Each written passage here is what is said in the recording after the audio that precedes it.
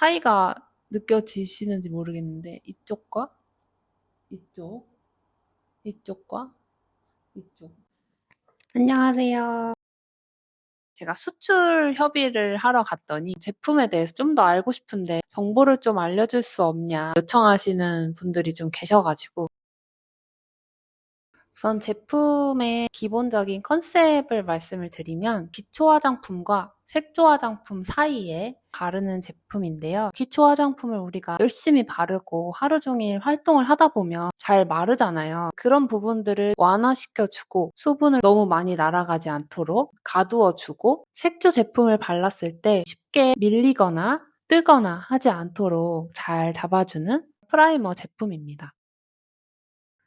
저는 한국식 메이크업의 강점은 광채나는 베이스 메이크업에 있다고 생각을 하는데요. 제가 이 제품을 처음에 기획했을 때 그전에는 느끼지 못했던 피부 노화를 급격하게 느꼈던 시기였어요. 피부가 수분을 잡고 있질 못하더라고요. 피부가 노화되거나 또 날씨가 많이 건조하거나 피부 컨디션이 떨어져 있거나 그렇게 될 경우에 아침에 열심히 아무리 광을 내고 나가도 그 광을 유지할 수 없게 되는 거는 어쩌면 아주 당연한 그 고민으로 제가 이 제품을 개발하기 시작했고 정말 여러 번의 테스트를 거쳐서 탄생하게 된 제품입니다.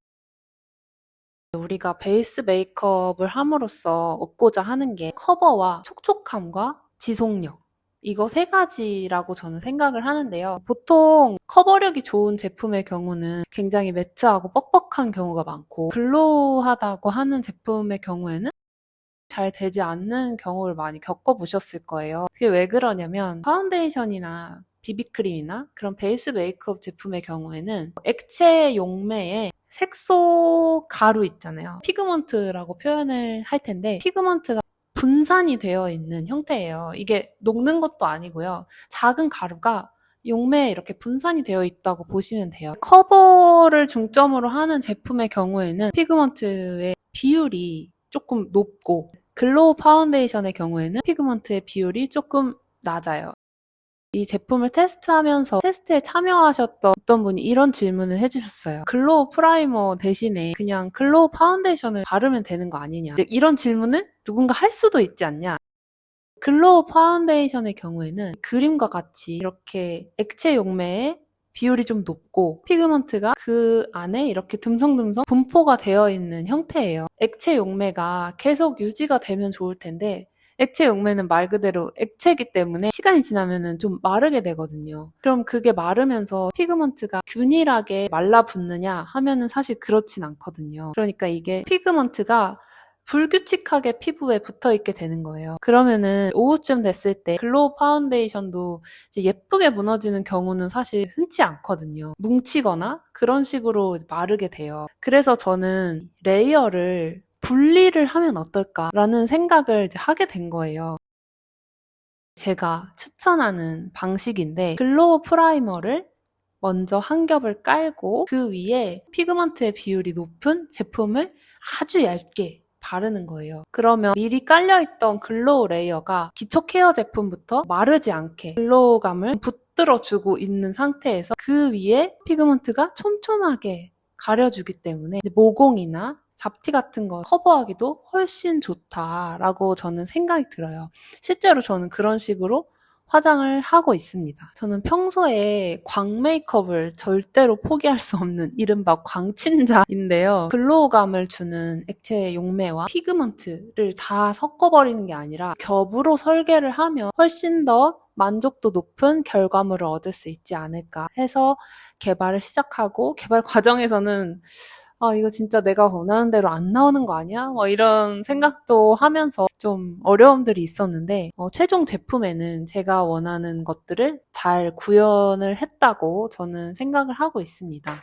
제가 나중에 이 개발 단계에서 나왔던 다른 제형들도 한번 보여드릴게요. 굉장히 묽어졌다가 다시 되직해졌다가 막 그런 여러 번의 과정을 거쳤거든요.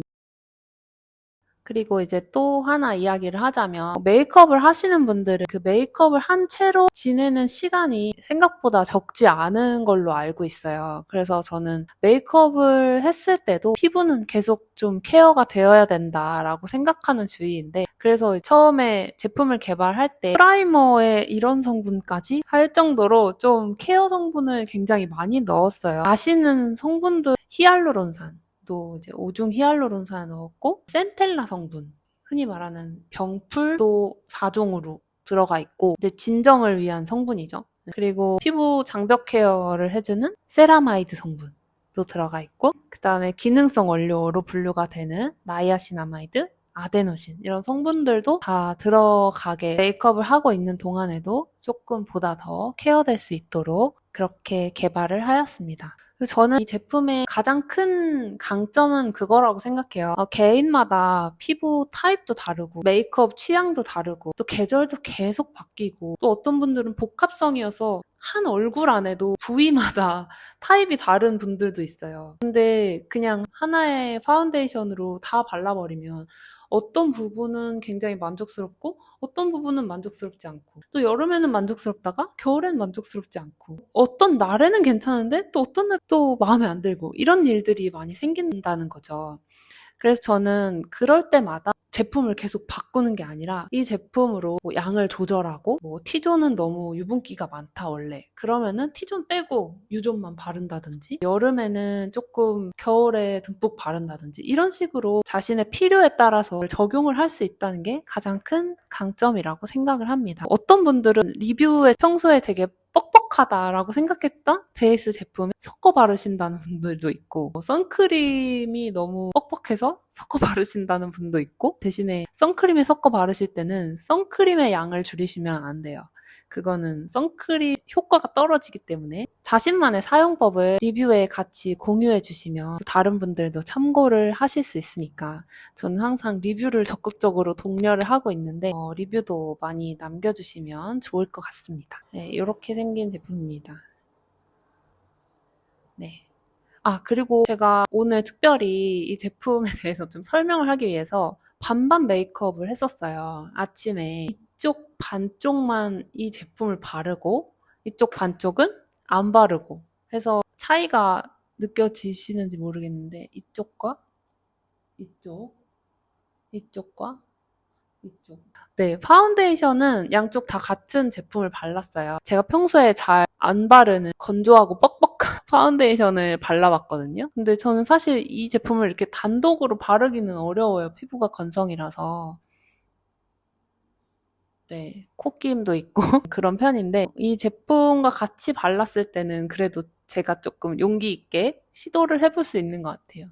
이쪽은 그래도 무난하게 유지가 되고 있는 것 같습니다. 앞으로도 제품에 대해서 또 저는 남의 제품 홍보도 잘하거든요. 그래서 다양한 뷰티 정보를 가지고 또 제가 사업하면서 겪었던 썰도 풀어보고 재밌게 한번 남겨볼 테니까 많이 많이 시청해주세요. 여기까지 시청해주셔서 감사합니다.